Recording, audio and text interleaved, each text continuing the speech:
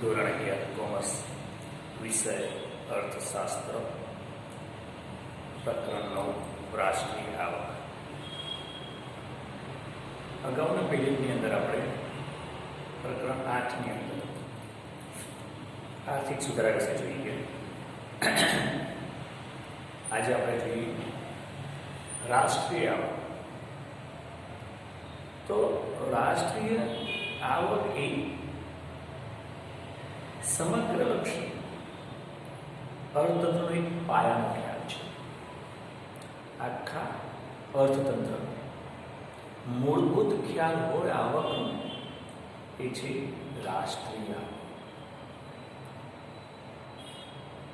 આ ખ્યાલ એ દેશના અર્થતંત્રની આર્થિક પ્રવૃત્તિ માપવાનો પ્રયાસ થાય છે. આર્થિક પ્રવૃત્તિના માપનનો પ્રયાસ છે.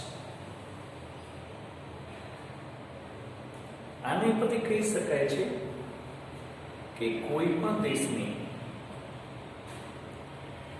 કામગીરીની અર્થતંત્રનું સર્વેયુ એટલે રાષ્ટ્રીય આવક. કોઈ પણ દેશની કામગીરી કેવી થઈ રહી છે એ અર્થતંત્રનું સર્વેયુ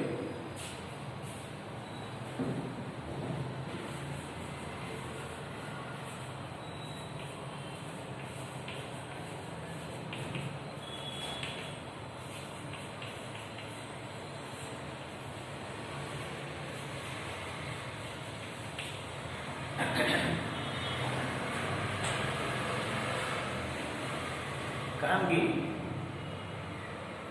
આપણે એકાઉન્ટમાં જોઈએ છીએ. આપણે આગળ મેં તમને જોઈએ છીએ આપણે એકાઉન્ટના હિસાબી સમીકરણ વિશે કે એક બાજુ આવકો, એક બાજુ જાવક, મૂડી અને દેવા, મિલકત અને લેણ, બંને બાજુ કેવું હોય છે? સરખી હોય છે. તો અહીંયા આગળ પણ આવક અને જાવક સરખી હોવી જોઈએ. સરખી ના હોય તો ખાધમાં તો ન હોવી જોઈએ. એટલે બને ત્યાં સુધી બંને વસ્તુ સરખી હોય તો સારું કહી શકીએ આપણે. એટલે રાષ્ટ્રીય આવક દ્વારા કોઈ પણ દેશની અર્થતંત્રની કામગીરીનું સર્વેયુ આપણે જાણી શકીએ છીએ. જો રાષ્ટ્રીય આવક વધતી હોય તો અર્થતંત્રની તંદુરસ્તી સામાન્ય તંદુરસ્તી કહેવાય છે. જો તંદુરસ્તી સારી માનવામાં આવે અને જો અર્થતંત્ર રાષ્ટ્રીય ઓછી હોય તો એ નાદુરસ્તી કરે છે. વધારે હોય તો તંદુરસ્તી કહેવાય અને ઓછી હોય તો તંદુરસ્તી. એટલે કે આવક વધારે હોય તો અર્થતંત્રની કામગીરી સારી કહેવાય અને આવક ઓછી હોય તો અર્થતંત્રની કામગીરી નબળી કહેવાય.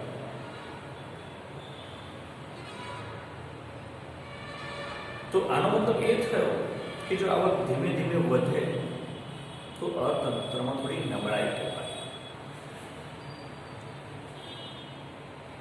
ટૂંકમાં કહીએ તો આપણે કોઈ પણ દેશની આર્થિક સમૃદ્ધિનું માપદંડ તરીકે રાષ્ટ્રીય આવકનો ઉપયોગ કરવામાં આવે છે. કોઈ પણ દેશની સમૃદ્ધિનું માપદંડ એટલે રાષ્ટ્રીય આવક.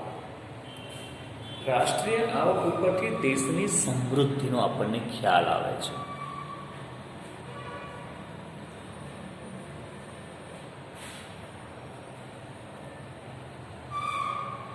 આમ જોવા જઈએ તો સામાન્ય રીતે દરેક દેશ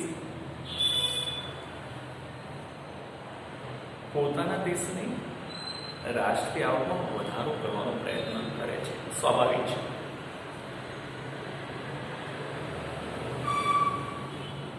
રાષ્ટ્રીય આવક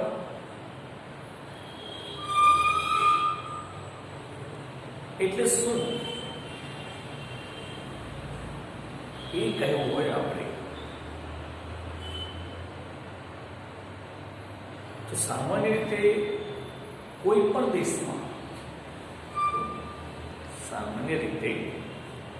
પણ દેશમાં વર્ષ દરમિયાન એટલે કે એક વર્ષમાં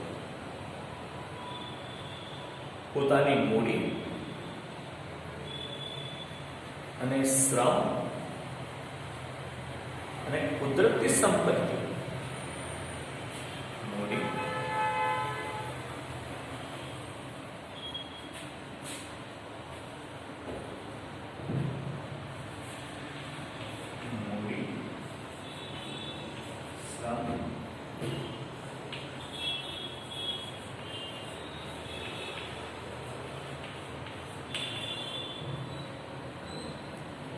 કોઈ પણ દેશની એક વર્ષ દરમિયાનની મૂડી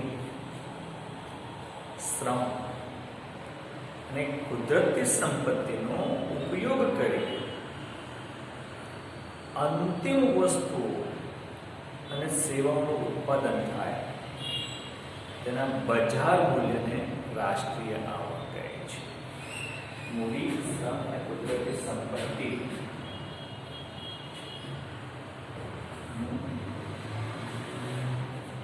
ઉત્પાદન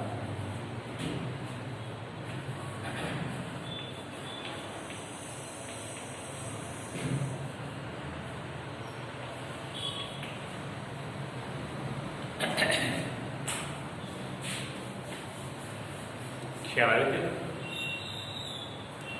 એટલે કે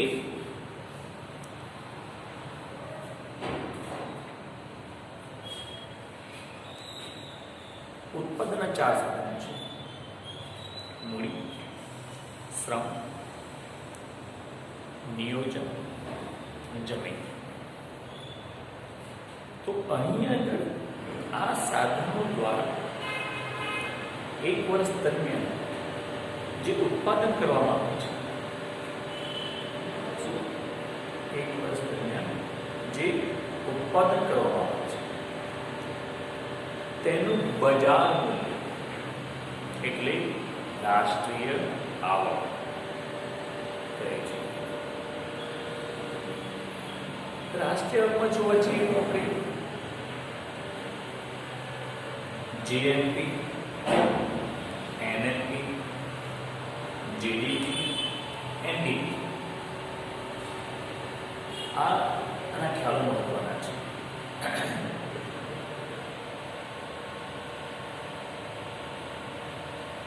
અહીં આગળ બે દેશની સરખામણી માટે પણ તેનો ઉપયોગ થાય છે. અત્યારે આપણે કહીએ છીએ કે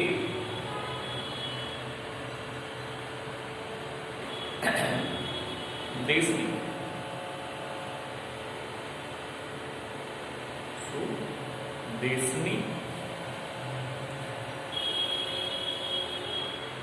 રાષ્ટ્રીય આવક એ અર્થતંત્રની કામગીરી દર્શાવે છે.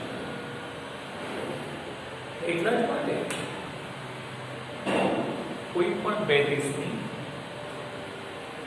રાષ્ટ્રીય આવકની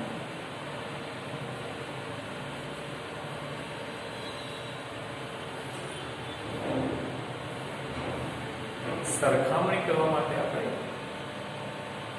આનો ઉપયોગ થાય છે.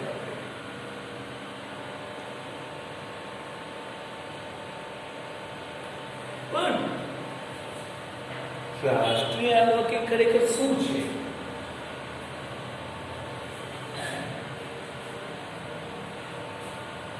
એ કેવી રીતે માપી શકાય?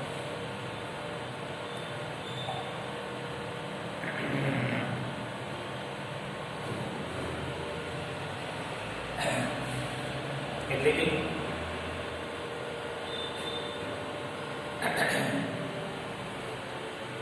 તે કેવી રીતે સર્જાય છે અને તે કેવી રીતે માપી શકાય છે? રાષ્ટ્રીય આવક શું છે?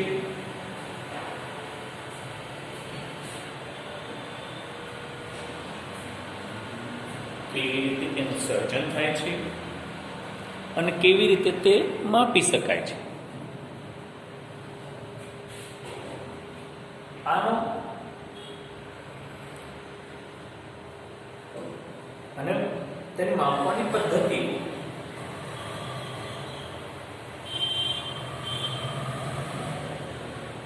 એ બધી બાબતો એક મહત્વનો ખ્યાલ છે. રાષ્ટ્રીય આવક માપવાની પદ્ધતિઓ પણ અલગ અલગ છે અને આમ રાષ્ટ્રીય આવક માપવામાં કેટલીક સમસ્યાઓ પણ સર્જાય છે.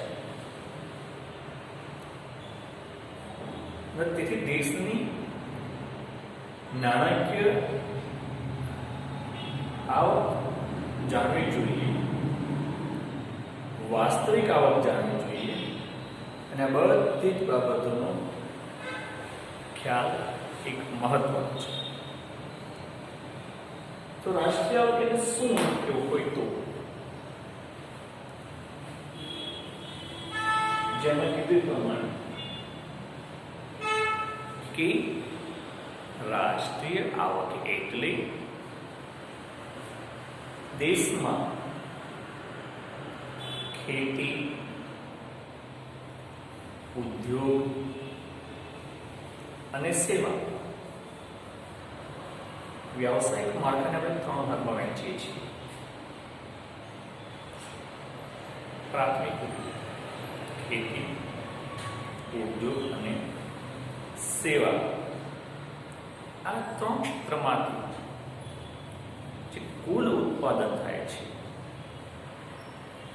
તેનું નાણાકીય મૂલ્ય એટલે રાષ્ટ્રીય આવક.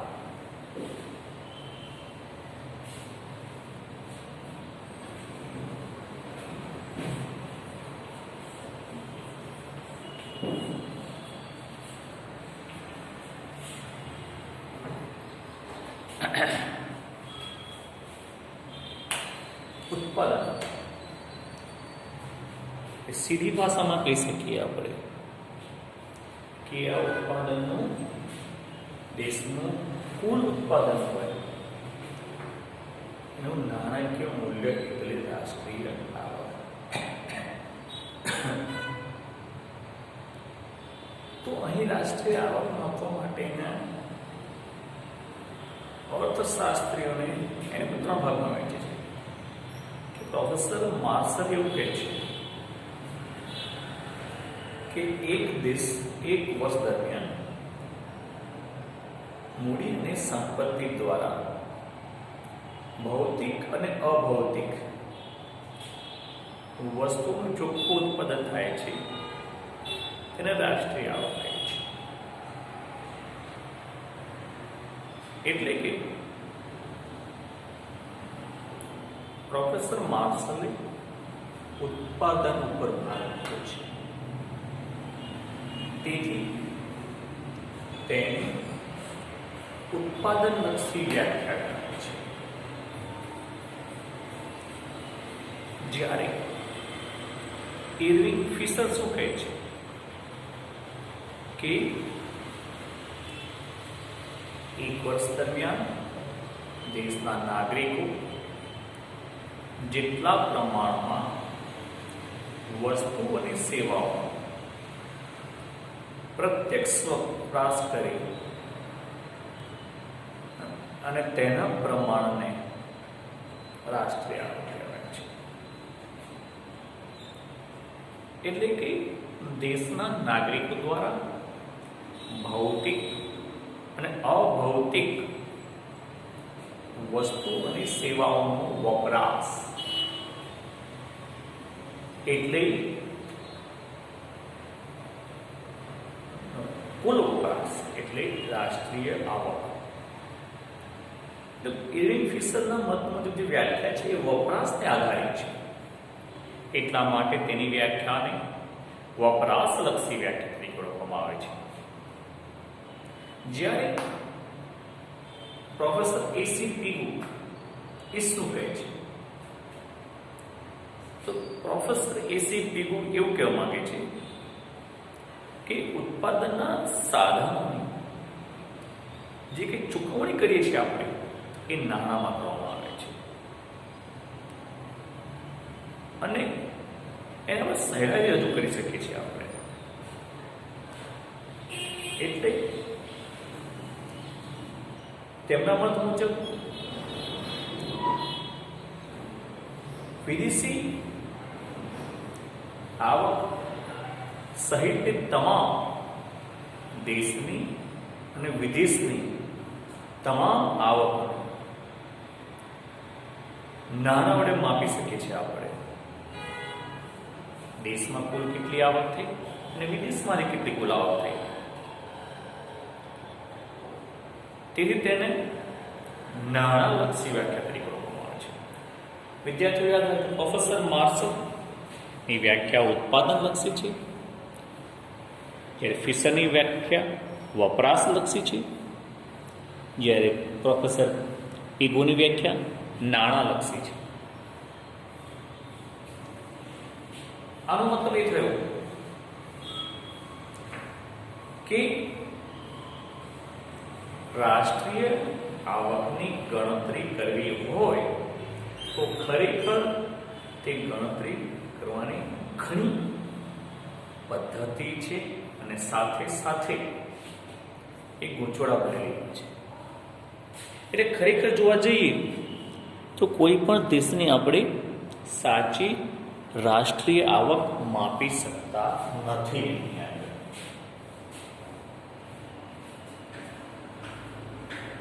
અહીંયા આગળ એમ જોવા જઈએ કે રાષ્ટ્રીય આવક માપવા માટે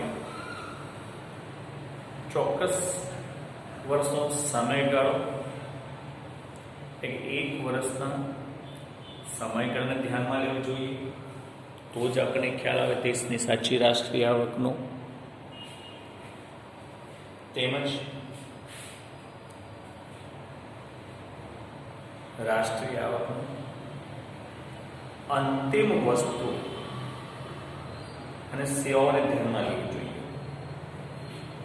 ઉત્પાદન થાય તો અંતિમ ઉત્પાદન અને સેવા હોય તો અંતિમ સેવાનું ધ્યાનમાં લેવું જોઈએ, વચગાળાની નહીં. અને બંને વસ્તુ નાણાકીય મૂલ્ય, ઉત્પાદન હોય કે સેવા હોય, એના નાણાકીય મૂલ્યને ધ્યાનમાં લેવું જોઈએ. અને સાથે સાથે મહત્વની વસ્તુ એ છે કે ઘસારા બાદ રાષ્ટ્રીય આવક ગણવામાં આવવી જોઈએ.